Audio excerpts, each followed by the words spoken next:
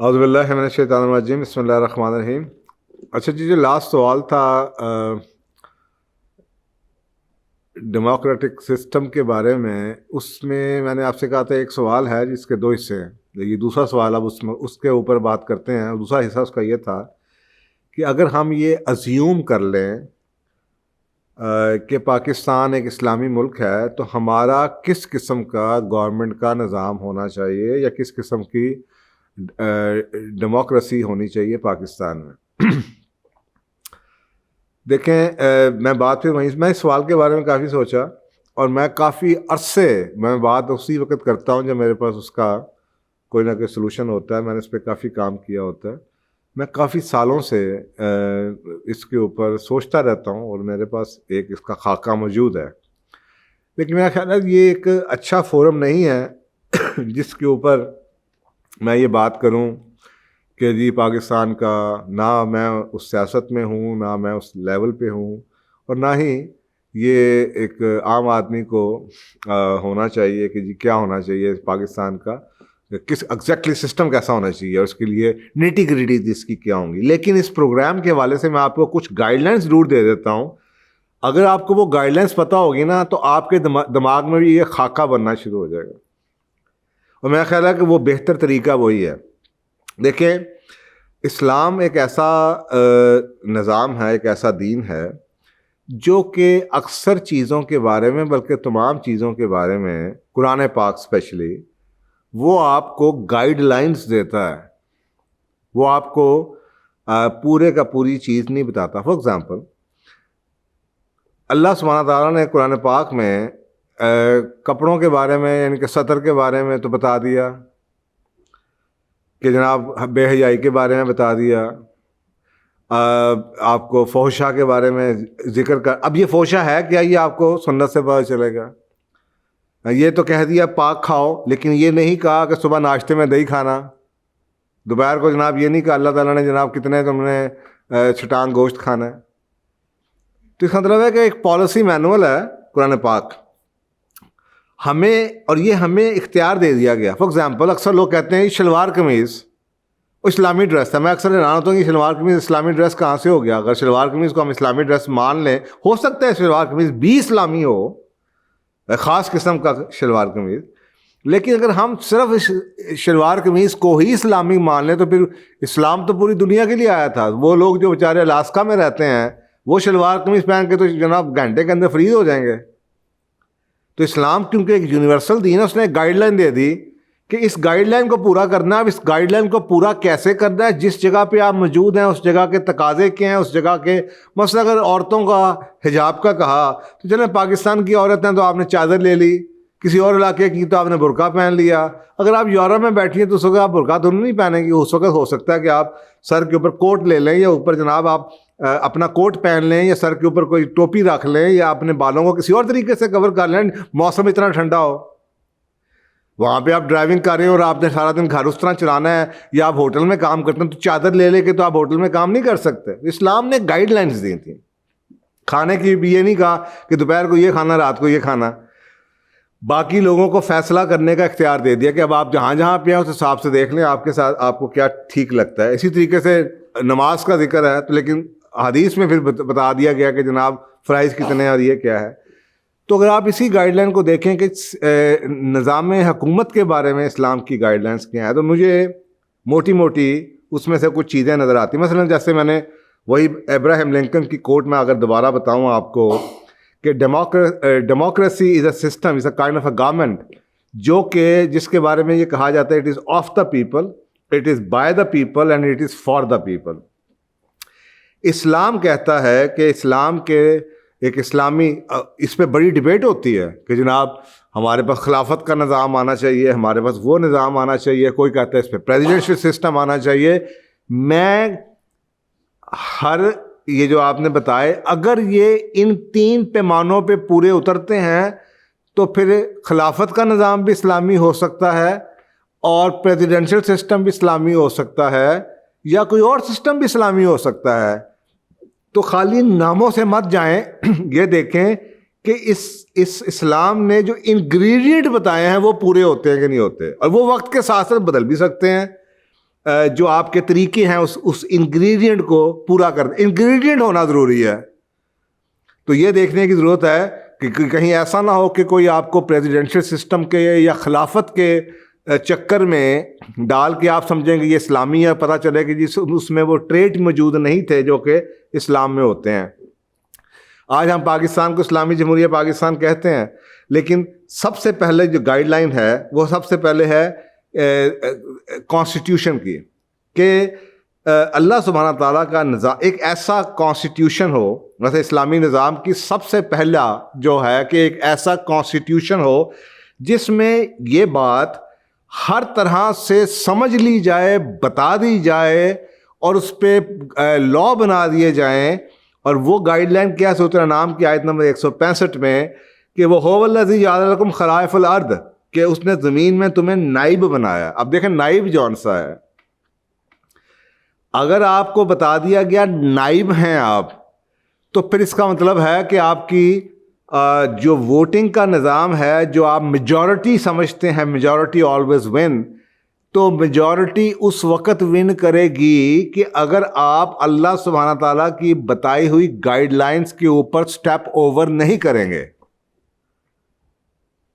ہمارے کئی ایسے لاز ہیں جو اسلام کے لاز نہیں ہیں لیکن میجورٹی کی وجہ سے پاس ہو چکے ہیں.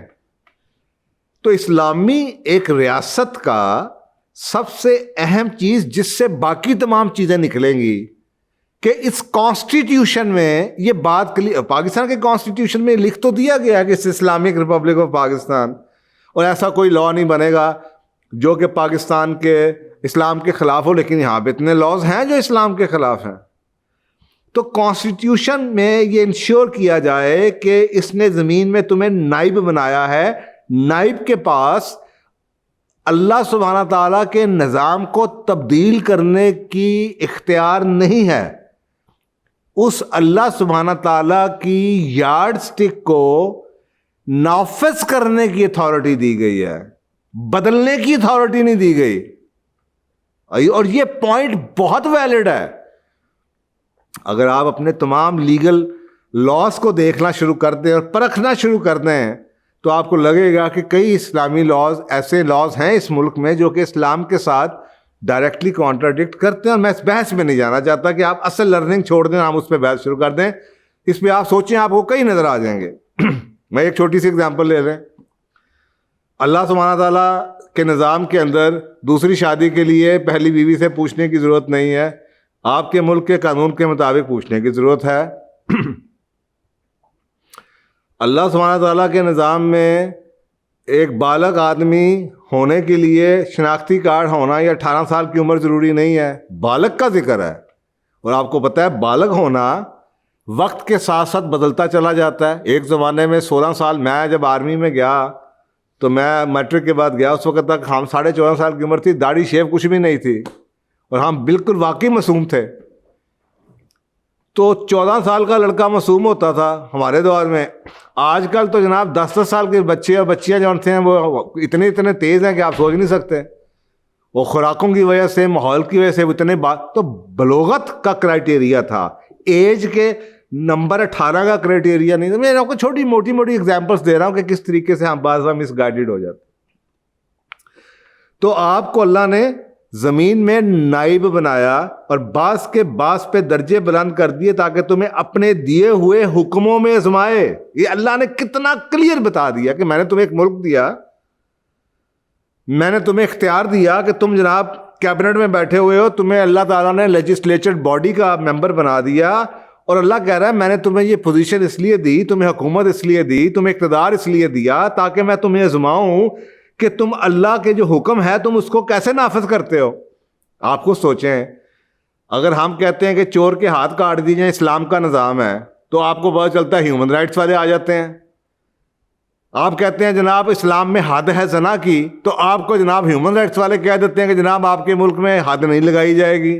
آپ کو سوچیں نا, کانسٹیٹیوشن کہہ رہا ہے کہ یہ ایک اسلام, اس کا کوئی قانون ایسا نہیں ہوگا جو اسلام, لیکن آپ کے سامنے کتنے قانون میں نے آپ کو گنوا دیے ہیں.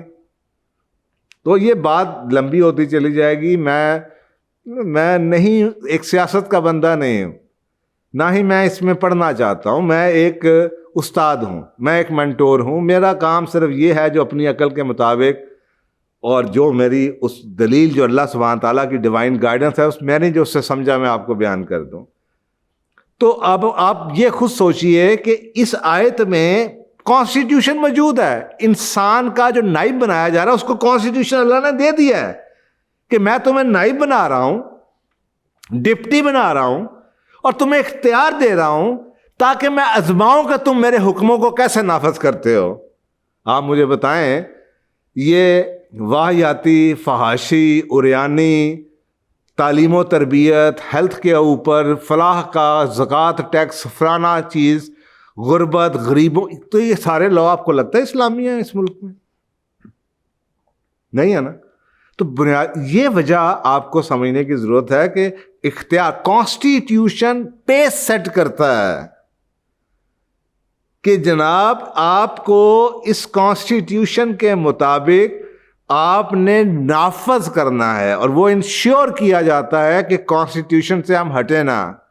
تو ایک اسلامی ریاست کا سب سے اہم چیز ایک کانسٹیٹیوشن ہوگا جس میں یہ لکھا جائے گا اور اس پہ ہر حالت سے اس کو انفورس کیا جائے گا کہ ہمارے پاس صرف ایک دلیل ہے, اور وہ دلیل صرف یہ ہے کہ اسلامی ریاست کا کے اندر کوئی ایسا قانون جو کہ اسلام کی گائیڈ لائن سے آپ ایک اور ایگزامپل ہے.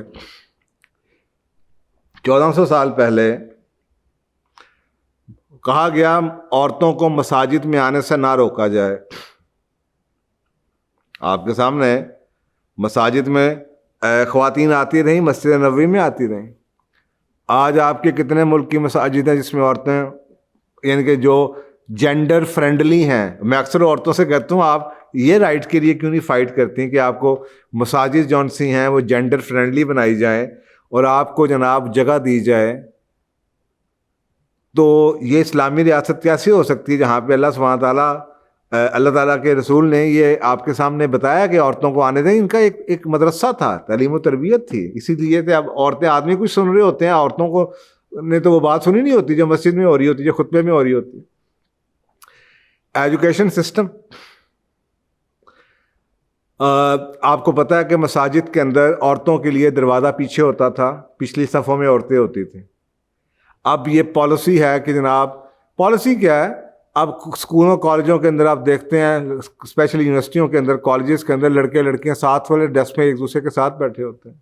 تو کیا ہم وہ اسلام کو نافذ کر رہے ہیں؟ اور ہم اتنے, کوئی شخص اگر یہ کہہ بھی دینا, شاید مجھے بھی آپ لوگ گالیاں نکالنا شروع کر دیں گے, جی بہت ہی کنزرویٹو ہے, جی بہت ہی آرتھوڈاکس ہے, جی بہت ہی جناب پھٹا پرانا مسلمان ہے. اب تو کیا اسلام کیا ہر سال بدلتا رہتا ہے؟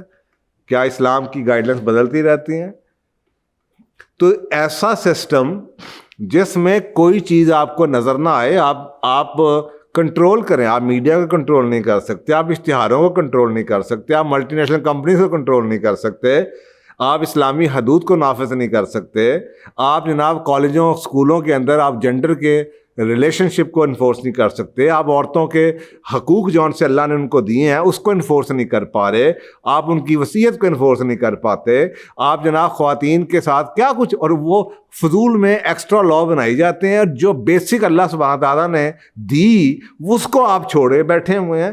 تو اس چیز کو انشور کرنا کہ ایسی کوئی چیز ڈبیٹ بھی نہیں ہوگی جو کہ اسلام سے کانٹراڈکٹری ہے, اس کے اوپر کوئی اب نیا دور جو مرضی آ جائے.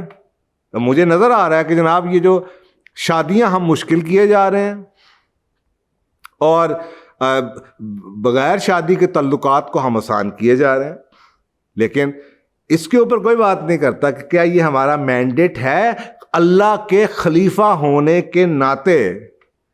کیا کہ یہ مینڈیٹ مجھے دیا گیا تھا کہ میں نیا لا اوور دا لا بنا سکوں, کس لیے کہ میجورٹی نے یہ کہا ہے کہ جی پاکستان کے اگر جناب 21 کروڑ کی آبادی میں سے 12 کروڑ یہ کہہ دے کہ جناب لیسبین اور گے کو جناب شادی کی اجازت دے دینی چاہیے جیسے باہر کے ملک, تو کیا لگ تو یہی رہا ہے کہ جناب آپ کی اس ڈیموکریٹک سسٹم کے مطابق تو اجازت دے دی جانی چاہیے.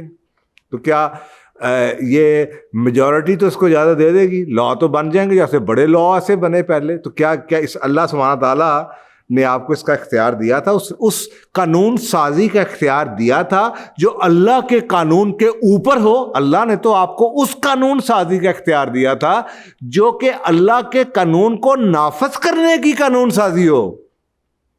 ہم نے قانون بنانے کا بھی اختیار لے لیا. خدایا, یہ میرے جیسے ایک جاہل آدمی کو بھی بات سمجھ آتی ہے, اتنے بڑے اسکالرز بیٹھے ہوئے ہیں, اتنے بڑے لوگ ہیں, یہ بات چھوٹی سی بات ہے کہ اس کو سمجھ کیوں نہیں آتی؟ یا پھر ہمارے انٹرسٹ ایسے ہیں جو ہم دیکھنا نہیں چاہتے, اور شاید جب آپ اس سسٹم میں چلے جاتے ہیں تو آپ بلائنڈ کارنر ہو جاتے ہیں, یا آپ کی پھر لائلٹیز یا آپ کی جو باقی جو چیزیں ہیں وہ ریوارڈز اور آپ کے منہ بند کروائے جاتے ہیں کہ آپ وہ بات کر ہی نہیں سکتے. تو میں تو پھر استاد ہونے کے ناطے اچھا ہوں کہ جو میں کہنا چاہ رہا ہوں کہہ تو سکتا ہوں. تو یہ کانسٹیٹیوشن کے اندر رول آف تھم یہ ہے. دیکھیں اس کا بہت بڑا فائدہ ہے. باقی جو دو چیزیں ہیں نا وہ نافذ نہیں ہوتی جب تک کہ یہ پہلا چیز کا فیصلہ نہ کر دیا جائے. کانسٹیٹیوشن پروٹیکٹ کیا جائے گا اسلام کی حدود کو, اسلام کی باؤنڈریز کو. اسلام کی باؤنڈری کے اگینسٹ کوئی قانون سازی نہیں ہو سکتی, ڈسکشن بھی نہیں ہوگی, پارلیمنٹ میں بھی نہیں لایا جائے گا.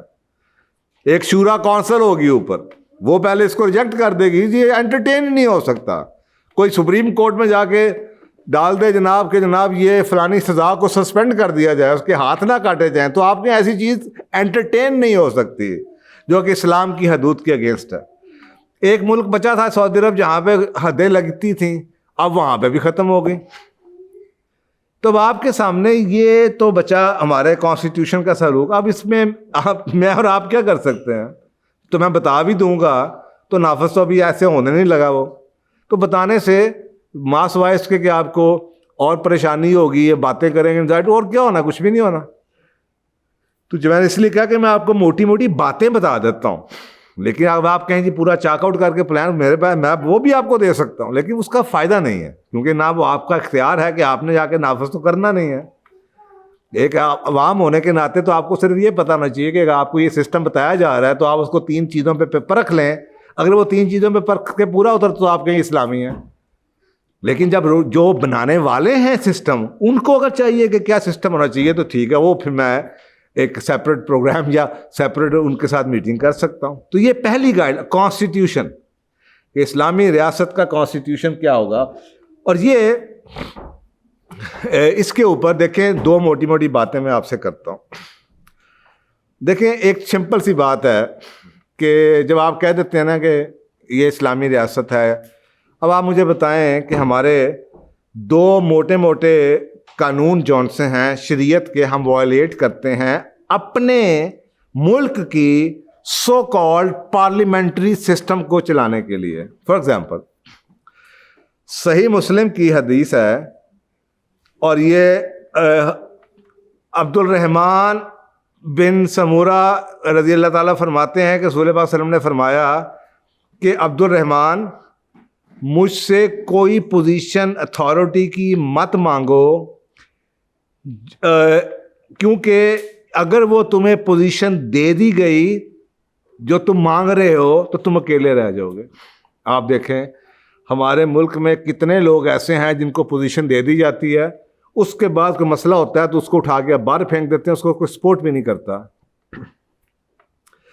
یہ آپ کے سامنے وائلیشن ہو رہی ہے, اس چیز کی وائلیشن ہو رہی ہے کہ آپ سوچیں کسی کو آپ گھر سے پکڑ کے لے کے آئے اور ایک بندہ خود لائن میں لگ کے اپنے آپ کو پیش کر رہا ہو, جی میں کرتا ہوں, جی میں چلا لوں گا جی صدارے کو, تو اس کو صدارے سے سپورٹ ہی نہیں ملنے. تو یہ حدیث بتا رہی ہے. اور اس کا دوسرا یہ کہا جا رہا ہے لیکن اگر وہ پوزیشن تمہیں مل جائے کسی ریکویسٹ کے بغیر, یعنی کہ اس کا مطلب یہ ہو رہا ہے کہ آپ اپنے آپ کو پریزنٹ نہیں کریں گے, لیکن آپ کو کوئی نامینیٹ کرے گا, اور وہ اگر آپ کو نامینیٹ کیا گیا کسی پوزیشن کے لیے تو حدیث کہہ رہی ہے کہ پھر تمہیں اللہ سبحانہ تعالیٰ کی طرف سے اس پوزیشن کو امپلیمنٹ کرنے کے لیے تمہاری مدد کی جائے گی. اب آپ کا سیاسی نظام یہ ہے کہ آپ خود اپنے جمع کروائیں گے کاغذات، آپ خود کھڑے ہوں گے. وہ ڈرامہ یہی کیا جاتا ہے کہ جی میرے نامینیشن پیپر میں نے اپنے چھوٹے کو بھیج دیا، اس نے جمع کرا دیے. لیکن کوشچن یہ ہے کہ ہر بندہ ہر ایک کو نامینیٹ نہ کر، اور اس کا پورا سسٹم ہونا چاہیے کہ نامینیشنز کیسے آتی ہیں اور اس نامینیشن کو کس کرائیٹیریے کے اوپر بیٹھ کے شارٹ لسٹ کیا جائے گا، تو جس سے یہ قانون نافذ ہو سکے کہ اچھے لوگ خود اپنے آپ کو نامینیٹ یا پارٹی بازی نہ کریں، بلکہ ان کو اسٹیٹ کی کوئی ادارہ نامینیشن پبلک سے آئیں اور اسٹیٹ کا کوئی ادارہ ان کو شارٹ لسٹ کرے کرائیٹیریا کے اوپر، یا لوگوں کو ایجوکیٹ کرے. تو ایک تو حدیث یہ ہو گئی. دوسری حدیث یہ ہے کہ اسی پوائنٹ کے اوپر ہی ہے وہ بھی حدیث کہ ابو موسیٰ رضی اللہ تعالیٰ نے فرمایا کہ میرے 2 کزن تھے جو کہ رسول پاک صلی اللہ علیہ وسلم کے حجرے میں آئے. ان میں سے ایک نے کہا یا رسول اللہ ہمیں فلانی جگہ جو آپ کو اللہ تعالیٰ نے اتنی ملک دیا ہے، سلطنت دی ہے، تو آپ ہمیں ان میں سے کسی کی جگہ گورنر لگا دیں یا کوئی اختیار دے دیں.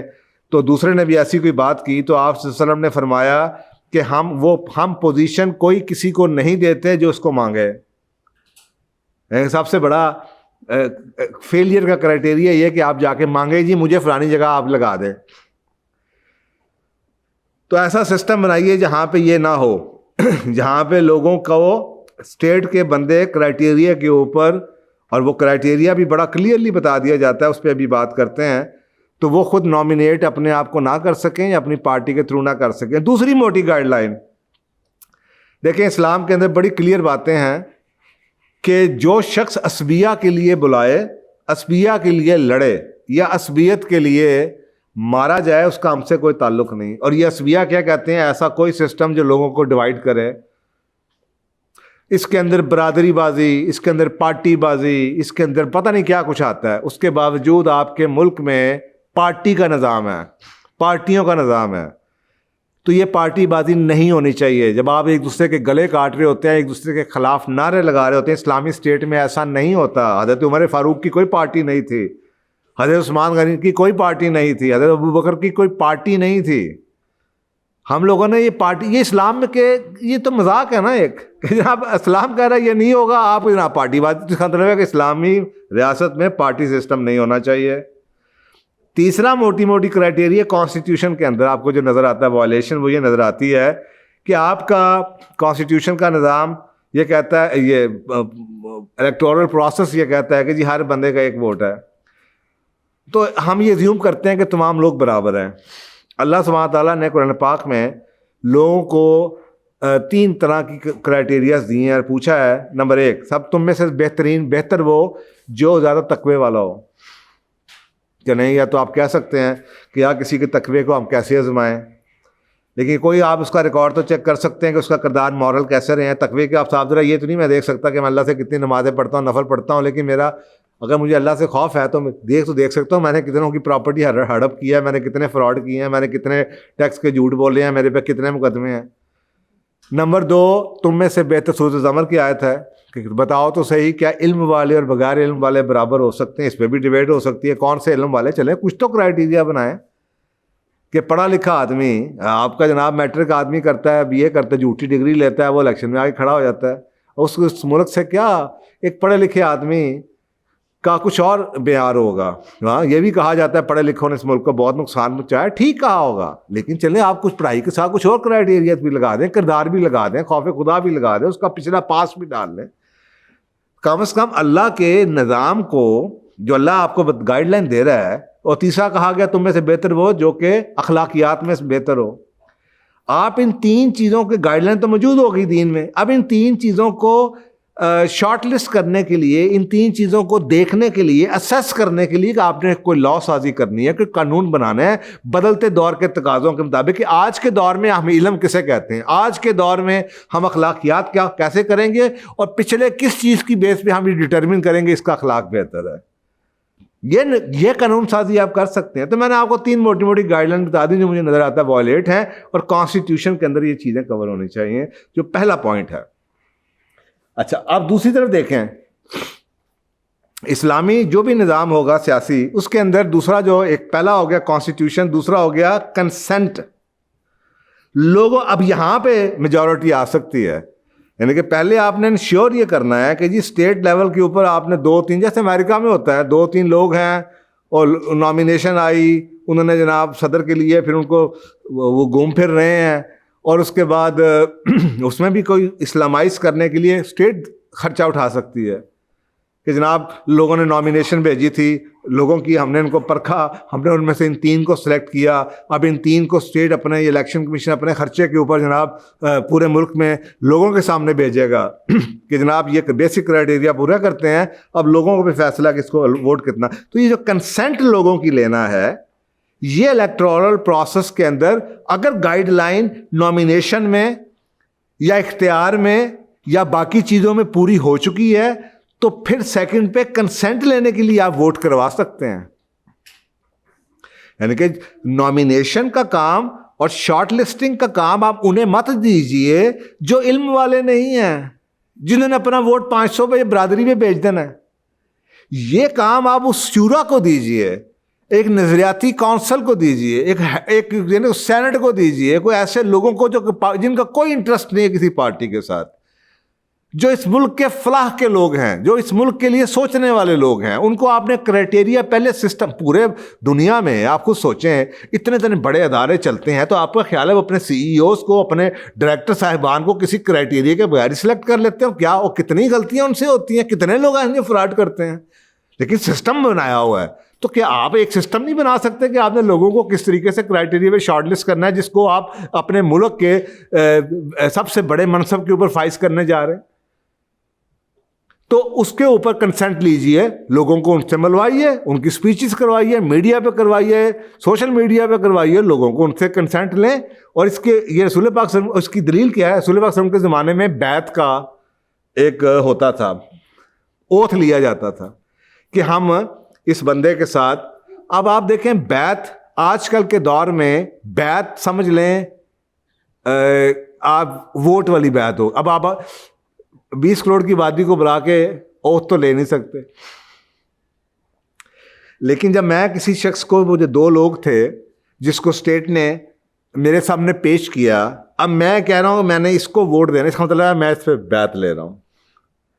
تو یہ تو ہو سکتا ہے کہ بیعت کے نظام کو آج ہم الیکٹورل پروسیس سمجھیں، تو یہ کنسنٹ ہونا ضروری ہے. اور قرآن پاک میں بڑا کلیئر ہے. دیکھیں اس کنسنٹ کی وجہ کیا ہے؟ اس کنسنٹ کی وجہ یہ کہ اللہ سبحانہ تعالیٰ کے نزدیک ہم لیڈر کو چنتے ہیں اور کچھ ہی عرصے میں اس کو گالیاں دے رہے ہوتے ہیں، ہر میڈیا چینل پہ بیٹھے اس کو بول رہے ہوتے ہیں. اور یار بولنے کا ٹائم اس وقت تھا جب آپ نے سلیکٹ کرنا تھا. اب آپ نے سلیکٹ کر لیا اس کو. اب جب سلیکٹ کر لیا ہے، جب تک کہ کوئی ایسی اوپنلی برائی نہیں کر رہا، اب حکم آپ کو کچھ اور لگ رہا ہے. اب قرآن کہہ رہا ہے سورۃ النساء میں آیت نمبر 59 کے اندر، یا ایھا الذین آمنوا اطیعوا اللہ واطیعوا الرسول واولی الامر منکم، کہ اے ایمان والو اللہ کی فرما برداری کرو، اس کے رسول کی فرما برداری کرو، اور ان لوگوں کی جو تم میں سے تم نے حاکم چنے ہیں. ابھی تم نے چنا ہے اس کو یار، اب تمہیں اس کی برائیاں نظر آنی شروع ہو گئی. اگر تم نے 2 لوگ اسٹیٹ نے بہترین دیے تھے، اب تم نے ایک کو چن لیا نا، ابھی آرام سے بیٹھو 5 سال، اب اس کی اطاعت کرو اور 5 سال انتظار کرو جب تک کہ وہ کوئی ایسا کام نہ کر دے کہ آپ کو پتہ چلے کہ جب اس کے خلاف آپ کو کوئی کمپین چلانی پڑے گی، یا جناب آپ کو آ نہ جائے کہ اس نے کوئی بہت بڑا کوئی ایسا فتنہ کریٹ کر دیا ہے. تو آپ اس کنسنٹ سے ہوگا کیا کہ کنسنٹ ہو جائے گی کہ جناب اس کی اتنی لائلٹی ہے، اس کی اتنے لوگوں نے بیعت کی ہوئی ہے اور ہم نے اس شخص کو اوبے کرنا ہے. تو اوبیڈینس کے لیے ضروری ہے کہ لوگ اس کو اپنا حاکم مانیں، اپنا مانیں، اور اس کو سلیکٹ کرنے میں ان کی کنسنٹ لی ہو تاکہ وہ اس کو اوبے کر سکیں. اور میں اکثر اوقات، میں ایک دن سورۃ الشورى میں دیکھ رہا تھا کہ جب لیڈرز آتے رہے، پیغمبر آتے رہے، تو اللہ سبحانہ تعالیٰ کی اکثر اوقات میں وہ سورۃ الشورى میں بڑی لمبے چوڑے واقعات ہیں پیغمبروں کے. اور مزے کی بات ہے آخر میں جا کے ساری باتیں آلموسٹ ایک جیسی ختم، ہر پیغمبر کی آخری لائنیں آلموسٹ ایک جیسی تھی. اور وہ کیا تھی؟ اور یہ میں آپ کو سنا رہا ہوں سورۃ الشورى کی جو 26 نمبر سورت ہے، اس میں دیکھیں آیت نمبر 108 میں کہا جاتا ہے نوح علیہ السلام کہہ رہے ہیں فیئر گاڈ اینڈ اوبے می. آیت نمبر 126 میں واقعہ سنایا گیا اور حضرت ہود علیہ السلام کہہ رہے ہیں fear god and obey me. اللہ سے ڈرو میری اطاعت کرو. آیت نمبر 144 میں کہا جا رہا ہے حضرت صالح علیہ السلام کہہ رہے ہیں فیئر گاڈ اللہ سے ڈرو اور میری اطاعت کرو. آیت نمبر 163 میں لوط علیہ السلام کہہ رہے ہیں اللہ سے ڈرو میری اطاعت کرو. آیت نمبر 179 میں شعیب علیہ السلام کہہ رہے ہیں اللہ سے ڈرو میری اطاعت کرو. آپ مجھے بتائیے یہ دو چیزیں بنیاد ہیں ہر پیغمبر. اس سے بڑھ کے لیڈرشپ کا کیا ماڈل ہو سکتا ہے کہ ہر پیغمبر پہلے کانسٹیٹیوشن کے تھرو وہ, اور کانسٹیٹیوشن کیا ہے اللہ, وہ کیا ہے اللہ کا ایک ڈپٹی وائسرائے خلیفہ, اس خلیفے کو آپ نے اپنا حاکم چنا اور اپنی کنسنٹ سے چنا. تو ہو کیا رہا ہے, وہ یہ نہیں کہہ رہا مجھ سے ڈرو میری اطاعت کرو, وہ کہہ رہا اللہ سے ڈرو, اس کانسٹیٹیوشن سے ڈرو جس کانسٹیٹیوشن کو نافذ کرنے کے لیے تم نے مجھے چنا ہے. لیکن کیا یہ ہمارے ملک میں ہوتا ہے؟ آپ کے سامنے لیڈر جناب آ کے کیا کچھ حرکتیں کرتے ہیں, تو جب وہ کر ہی نہیں رہے اللہ کا حکم تو پھر بعد میں وہ ان کی اطاعت بھی ختم ہو جاتی ہے. تو پیغمبر بھی مینڈیٹ جو لے کر آئے تھے وہ اللہ کے نظام کو نافذ کرنے کا مینڈیٹ تھا. تو وہ مینڈیٹ کانسٹیٹیوشن جو پہلی کلاز میں نے آپ کو بتایا جو پہلا کرائٹیریا ہے, وہ کانسٹیٹیوشن تو پہلے بنائے ہیں جس پہ وہ یہ کہہ سکے کہ اللہ کے نافذ کرنے کے لیے ہم قانون یہاں پہ آئے ہیں, خدا کے واسطے اللہ سے ڈرو اور میری اطاعت کرو. تو یہ دو چیزیں, کانسٹیٹیوشن اسلامی ہوگا تو آپ یہ کہہ سکتے ہیں اللہ سے ڈرو, اور آپ کے پاس کنسنٹ لوگوں سے ہوگی تو آپ کو یہ انشور ہو سکتا ہے کہ آپ کو لوگوں کی کنسنٹ کا مطلب ہے ووٹ ہے, تو آپ کو لوگ آپ کی اطاعت کرنے والے آپ کو بھی آپ کا ووٹ آف کانفیڈنس ہے. تو یہ جناب دوسری چیز ہوگی. تیسری چیز اسلام کے نظام میں بہت جو اہم ہے وہ ہے کنسلٹیشن کا پروسیس. دیکھیں آپ کے سامنے رسول اللہ صلی اللہ علیہ وسلم جنگوں میں بھی کئی جگہ ہوتی تھی, آپ کی ایک بہت امپورٹنٹ صحابی ہوتے تھے, ایک شورا ہوتی تھی, آپ ان سے ڈسکشن ضرور کرتے تھے. الٹیمیٹ رائٹ آپ کے پاس تھا سلیکشن کا, وہی بعض دفعہ آ جاتی تھی, بعض دفعہ آپ کو دماغ میں کچھ آپ فیصلہ کرتے تھے, لیکن آپ کنسلٹ کرتے تھے لوگوں کو. آپ کنسلٹ لوگوں کو, یہ میں نے تیسرے نمبر پہ خود رکھا ہے کیونکہ میں پہلے آپ کو بتا چکا ہوں کہ اسلام کے نظام میں majority is not always right. میں نے اس لیے کنسلٹیشن کو تھرڈ لیول پہ رکھا ہے. آپ کنسلٹ کر کے لوگوں کو کانسٹیٹیوشن سے اوپر نہیں درجہ دے سکتے. آپ اللہ کے حکم کو چلا رہے ہیں, آپ اس کو لیڈر کو امپاور کر رہے ہیں, اولی الامر کو, کہ اس کی بات مانو, اور اس کے بعد آپ کو کنسلٹ کر رہا ہے وہ بندہ نافذ کرتے ہوئے. آپ اس نظام کو, اب آپ کو اختیار مل گیا, آپ پریزیڈنٹ بن گئے, آپ جناب ایک بن گئے, آپ کو جناب اسلامی ایک اسٹیٹ کا گورنر چن لیا گیا, یا آپ کو ایک خلافت کے نظام میں اسلامی حکومت کا خلیفہ چن لیا گیا. اب آپ کو کہا جا رہا ہے کہ آپ کی ایک شورا ہونی چاہیے. وہ لوگ جن کا کوئی میں اکثر کا لوگوں سے حیران ہوتا ہوں کہ کسی ادارے میں آپ جائیں اور آپ لوگوں سے پوچھیں کیوں جناب تنخواہ بڑھنی چاہیے, سب ہاتھ اٹھا دیں گے. ایون کہ ملٹی نیشنل کمپنیاں جون سی ہیں وہ دنیا کو چلاتی ہیں, اتنے بڑے ان کے ادارے ہوتے ہیں, 150 ملکوں میں ان کے دفاتر ہوتے ہیں. آپ کا کیا خیال ہے, وہ لوگوں سے پوچھتے ہیں کہ تنخواہ بڑھنی چاہیے؟ وہ تھرڈ پارٹی کو ہائر کرتے ہیں, وہ کنسلٹنٹس کو ہائر کرتے ہیں دیکھنے کے لیے کہ اس ملک میں تنخواہ کتنی ہونی چاہیے. وہ ان کی رپورٹ کے اوپر, یہاں پہ ہماری کیبنٹ میں جا کے پوچھا جاتا ہے پارلیمنٹیرین سے جناب تنخواہ بڑھنی چاہیے, سارے کہتے ہیں ہاں بالکل بڑھنی چاہیے, ابھی بڑھی ہے. سب نے ٹکٹ لے لیے مفت, ہمارے خاندانوں کے, جناب ہمارے بچوں کے بھی ٹکٹ دے دیے جائیں. اور بھائی کون انکار کرے گا؟ مجھ سے آپ پوچھیں کہ تو میں تو کہوں گا ہاں جی بالکل بڑھنی چاہیے. تو آپ نے یہ سوچنا ہے کہ جب کنسلٹ کرنا ہے تو کسی ایسے سے کنسلٹ کریں. ہاں آپ شوگر مل والے سے پوچھیں جناب شوگر کی قیمت بڑھنی چاہیے, ہوگے گا بالکل بڑھنی چاہیے تھی, لٹ کے مر کے برباد ہو گئے. تو آپ تو کنسلٹ ان سے کریں جن کا کوئی اسٹیک نہ ہو. یعنی کہ آپ, اس کا مطلب یہ ہوا کہ کنسلٹیٹو باڈی کچھ امور میں جہاں پہ چینج کی ہے وہاں پہ ایسی کنسلٹیٹو باڈی ہو جن کا اپنا کوئی اسٹیک نہیں ہے. جہاں پہ آپ نے اپنی کیبنٹ کے ممبر سے پوچھنا ہے ان چیزوں میں ان سے پوچھیے جہاں پہ ان کا اسٹیک نہیں ہے. آپ کا ایک نمائندہ ہے, اس نمائندے کے لیے آپ جو مرضی اس سے پوچھیں، جس کو پتا ہے کہ یار میرے علاقے کے اندر اسکول بنے گا یا ہسپتال بنے گا، مجھے کیا فرق پڑتا ہے. لوگوں سے ضرور پوچھیں کہ جناب ہماری پریورٹی پہلے سال کی ایجوکیشن پہ ہونی چاہیے، ہیلتھ پہ ہونی چاہیے. لوگوں کو کنسلٹ کریں، جو اس پرٹیکولر ایریا کے لوگ ہیں ان سے کنسلٹ کریں جن کو ہیلتھ میٹر کرتی ہے. یہ تو نہیں ہونا چاہیے کہ جی فیصلہ آپ نے ہیلتھ کے اوپر کرنا ہے اور آپ نے بلائے ہوئے ہیں سارے جناب فارماسیوٹیکل کمپنیوں کے لوگ، تو وہ تو کہیں گے بالکل ہیلتھ کے اوپر ہونا چاہیے جی. تو کنسلٹیشن سیپریٹ کمیٹیاں بن سکتی ہیں اور یہ دیکھا جا سکتا ہے کہ کنسلٹیشن کس چیز کی ہے.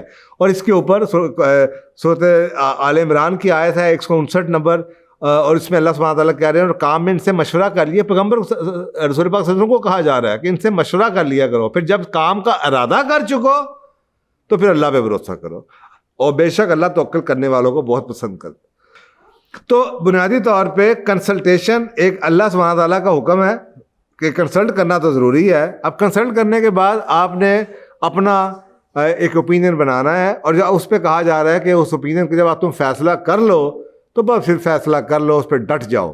یہاں پہ اکثر اوقات ہم فیصلہ کرتے ہیں اور جناب فیصلے بدل جاتے ہیں. اللہ سبحانہ تعالیٰ کہہ رہا ہے جب فیصلہ کر دو تو پھر اللہ پہ بھروسہ کرو، اللہ توکل کرنے والوں کو پسند کرتا ہے. اگر آپ نے اپنا کام کر دیا، بڑی احادیث ہیں جو بتاتی ہیں کہ اگر ایک آدمی، ایک جج ہے، اس نے اپنے جو اس کو ایویڈنس تھی، جو لوگوں سے گواہیاں تھیں، وہ سارا کچھ کر کے اپنی عقل کے مطابق نیک نیتی کے ساتھ فیصلہ کر دیا ہے، اگر اس کا فیصلہ غلط بھی ہو گیا ہے تو اللہ سبحانہ تعالیٰ کی طرف سے اس کو ریوارڈ ہے اس چیز کے اوپر ہے کہ اس نے اپنی جو اس کو اختیار میں تھا اس نے پورا یوز کیا. لیکن یہ تو کوئی طریقہ نہیں ہے کہ آپ ایک دن کچھ کریں، اگلے دن آپ جناب لوگ آپ کو کچھ اور سمجھا دیں، تیسرے دن آپ کو کچھ اور کہہ دیا جائے. اسی طریقے سے سورۃ الشورى کی آیت نمبر 38 میں کہا جا رہا ہے کہ وہ جو لوگ نیک لوگ ہیں وہ کون ہیں، اور وہ جو اپنے رب کا حکم مانتے ہیں اور نماز ادا کرتے ہیں اور ان کا کام باہمی مشورے سے ہوتا ہے. تو یہ جو مشورہ ہے یہ آپ ڈفرینٹ کمیٹیز بھی بنا سکتے ہیں اور اپنی ایک پارلیمنٹ یا ایک سیکریٹریٹ اپنا بنا سکتے ہیں جہاں پہ آپ کے پاس وہ لوگ ہوں کہ آپ ان سے بھی مشورہ، یا ڈبل بھی ہو سکتا ہے. اگر آپ کی ایک ایڈمنسٹریٹو باڈی ہے، اداروں کو چلانے والی ہیں، جن لوگوں کو بینیفٹ ہے، مثلاً ایک آپ کے جناب منسٹرز بیٹھے ہوئے ہیں، یا تو آپ نے ان کی کارکردگی کے بارے میں پوچھنا ہے اور آپ ان سے مشورہ لیں اپنے ادارے کے بارے میں. لیکن آپ کے پاس ایک سینٹ بھی ہو، ایک اس سے اوپر شورا ہو جس کو اس سے کوئی غرض نہ ہو اور جو ان بائسڈ اوپینین دے سکے، جس کا کوئی پارٹی کے ساتھ تعلق نہ ہو، تو وہ آپ کے مشورے والے لوگ ہوں. یہاں پہ اکثر اوقات ہم مشورہ ان لوگوں سے لے رہے ہوتے ہیں جو کہ میرے مشورے کے بینیفیشری یا نقصان والے ہوں گے، تو وہ مجھے کبھی صحیح مشورہ نہیں دیں گے. تو پارلیمنٹیرین سسٹم کے اندر اکثر اوقات ایسا بھی ہو جاتا ہے کہ مشورے دینے والے غلط ہوتے ہیں کیونکہ ان کی اپنی بائسز ہوتی ہیں. تو ایک ایسی باڈی ضرور ہونی چاہیے جو کہ ان بائسڈ ہو کے اس مشورے کو جو آپ نے ان سے لیا ہے، جنہوں نے ایگزیکیوٹ کرنا ہے، اس کے اوپر اس کو سیکنڈ کر سکے یا اس کے اوپر اپنی اوپینین دے سکے. سو اس کے اوپر کچھ چیزیں یعنی کہ کہا جاتا ہے، اور کئی اس پہ جو یہ جو میں نے بھی آپ کو آیت سنائی ہے اس کے بارے میں کئی فقہا ہیں وہ یہ کہتے ہیں کہ یہ ریکمینڈڈ میجرز ہیں، اور الٹیمیٹ یہی ہے کہ جناب بعض دفعہ ایسا ہو سکتا ہے جس کا میں نے آپ کو بتایا کہ کام سے ان سے مشورہ ضرور لے لو، لیکن جب کام کا ارادہ کر لو تو پھر اللہ پہ توکل. تو وہ کہتے ہیں کہ یہ اچھا ایکٹ ہے لیکن یہ ضروری نہیں ہے. کچھ ایسے مسائل ہو سکتے ہیں جہاں پہ آپ کو مشورے کے بغیر بھی فیصلہ کرنا پڑ جائے. تو یہ اسلام کے نظام کی 3 موٹی آپ کو میں نے باتیں بتا دی. نمبر 1 کانسٹیٹیوشن، نمبر 2 کہ آپ کے پاس ایک کنسنٹ لینے کے لیے طریقہ جس کو آپ ووٹنگ کہہ سکتے ہیں یا کسی اور طریقے سے الیکٹورل پروسیس کہہ سکتے ہیں، اور نمبر 3 آپ کے پاس ایسا سسٹم جس میں آپ کے فیصلے ان لوگوں سے کنسلٹ کر کے ہوں جو کہ اس پرٹیکولر ایریے میں میٹر کرتے ہیں. اب یہ سسٹم، یہ 3-4 جو باتیں میں نے آپ کو موٹی بتائی ہیں، اس سسٹم کو اس سسٹم کی یہ گائیڈ لائنس کو لے کے کئی سسٹم بن سکتے ہیں. آپ پریزیڈنشل سسٹم کو بھی اسلامائز کر سکتے ہیں، آپ خلافت کے نظام کو بھی وہ کر سکتے ہیں، آپ کئی سسٹم اٹھا کے کئی ملکوں کے ان کو ٹیلر کسٹمائز کر کے یہ چیزیں انشور کر سکتے ہیں کہ اسلام اسلامائز ہو سکے. اور میرا خیال ہے یہی سوچنے کی ضرورت ہے کہ آج تک ہمیں یہ دیکھنا ہے کہ 72 سال میں ہمارے ملک میں بڑے بڑے مسئلے رہے کیا ہیں اور اس کے پیچھے کئی فیصلے جو ہو نہیں پاتے اس کی بنیادی وجوہات کیا ہیں. تو آئی ہوپ کہ یہ گائیڈ لائنز اگر آپ کو ایز اے آرڈنری بندہ آپ کو پتہ ہونی چاہیے کہ جو آپ کا سسٹم ہے یہ اسلامی ہے، یہ کتنا اسلامی ہے، اس میں تبدیلی کی کیا ضرورت ہو سکتی ہے. جزاک اللہ.